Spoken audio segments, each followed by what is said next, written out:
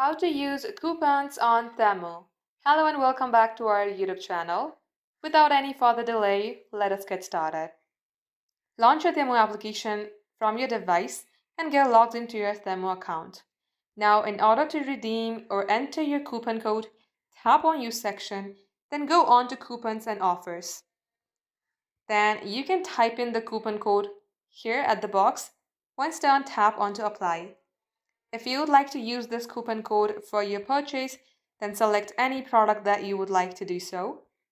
Tap on Add to Cart, select the size, the quantity, tap on Add to Cart again, then tap on Go to Cart.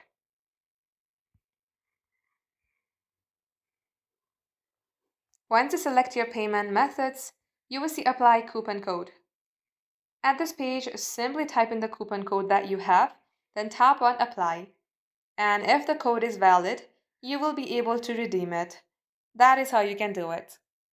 Thanks for watching the video till the very end. If you had found it to be helpful, then do like and subscribe.